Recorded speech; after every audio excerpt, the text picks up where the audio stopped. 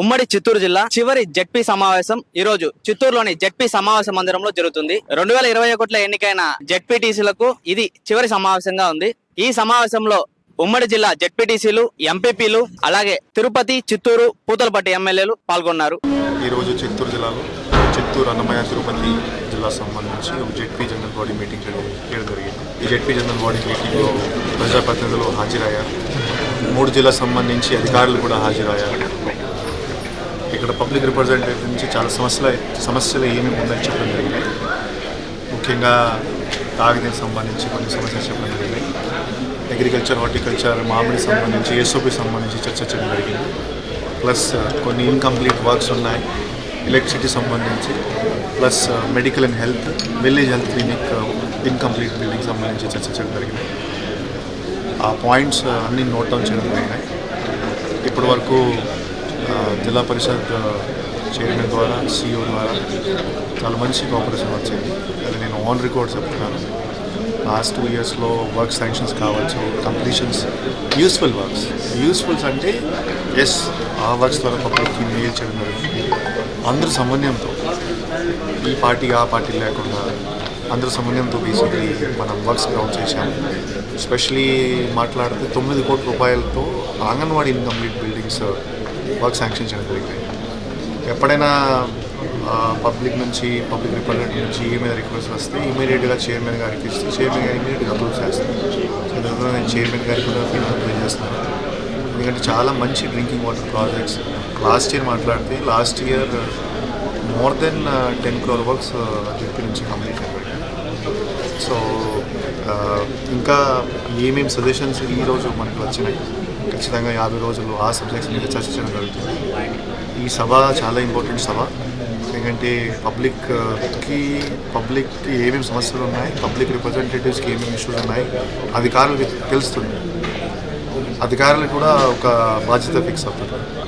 So ఈ suggestions మనం ముందుకు తీసుకువెళ్తాం. ఈ సందర్భంగా నేను బాడీకి, పబ్లిక్ రిప్రజెంటేటివ్స్కి అందరికీ నేను ధన్యవాదాలు తెలియజేస్తాను. వాళ్ళ కోఆపరేషన్ ద్వారా జెడ్పీ గ్రాంట్ ద్వారా చాలా వర్క్స్ మనం కంప్లీట్ చేయాలి.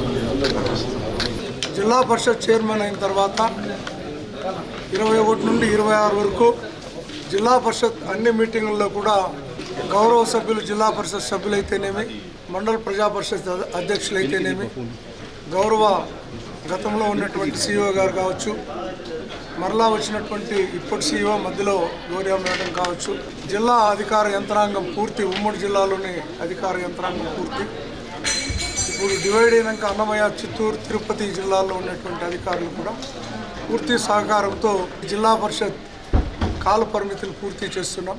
చాలా తృప్తిగా ఉంది.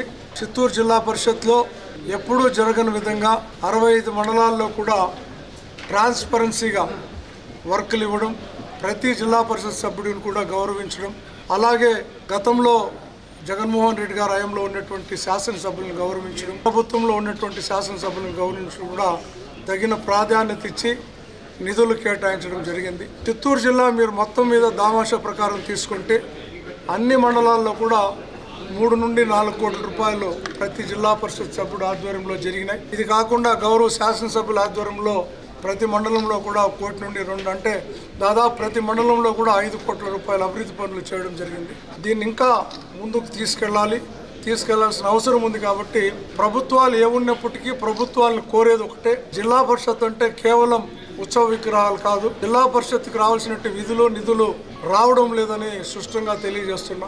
6,500 కోట్లతో బడ్జెట్ ప్రతిపాదిస్తే కేవలం ఈ జిల్లా పరిషత్ 15th, 14th and 16th ఫైనాన్స్తో నడవాల్సినటువంటి పరిస్థితి ఉంది.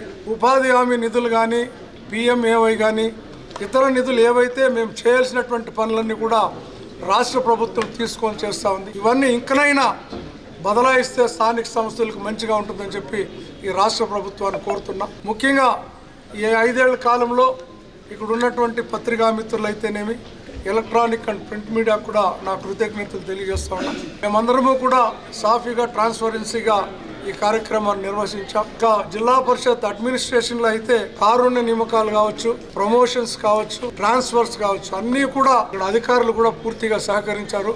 అందరికీ కూడా కృతజ్ఞతలు తెలియజేసుకుంటూ సెలవు తీసుకుంటున్నాం.